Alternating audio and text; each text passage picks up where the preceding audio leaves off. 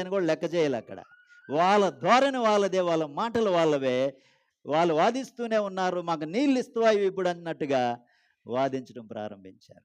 అందుకోసం మోషే ఏమనుకున్నాడంటే, ఈ మనుషుల దగ్గర చెప్పడం కంటే, ఈ మనుషుల దగ్గర వాళ్ళనేదో ఒప్పించాలనుకోవడం కంటే, వాళ్ళని సముదాయించాలనుకోవడం కంటే, ఆ ప్రయత్నం వ్యర్థం అది. ఎందుకంటే వాళ్ళ మాటలు వినేవారు కాదు. ఈయన మాటలు పట్టించుకోవడం వల్ల, చెవినేసుకోవడం వల్ల ఈయన గోడు వినిపించుకోవడం లేదు కాబట్టి మోషే తీర్మానించుకున్నాడు, ఇది వ్యర్థమైన పని అని చెప్పి దేవుని దగ్గరికి వెళ్ళాడు.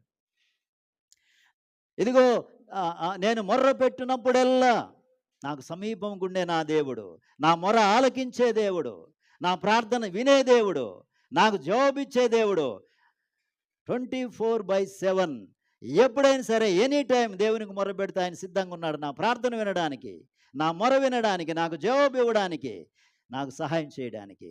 అలాంటి దేవుని దగ్గరికి నేను వెళ్దామని చెప్పి దేవుని దగ్గరికి వెళ్ళి మొరపెట్టడం ప్రారంభించాడు. హల్లెలూయా. దేవునికి మొరపెట్టాడు, దేవునికి ఆ విన్నపాన్ని తెలియజేశాడు. అవును ప్రియులారు, చాలా సార్లు మనం మనుషుల దగ్గర వెళ్ళి మనుషులు మనల్ని పట్టించుకోవడం లేదనో, మన గోడు వినటం లేదనో, ఏమండి, మన గురించి శ్రద్ధ తీసుకోవడం లేదని చాలామంది దిగులు పడి విచారపడుతున్నారేమో. కొంతమంది విచారపడుతుంటారు, నా గోడు పట్టించుకునే వాళ్ళు లేరు, నా గురించి పట్టించుకునే వాళ్ళు లేరు, నా పట్ల శ్రద్ధ వహించే వాళ్ళు లేరని చెప్పి.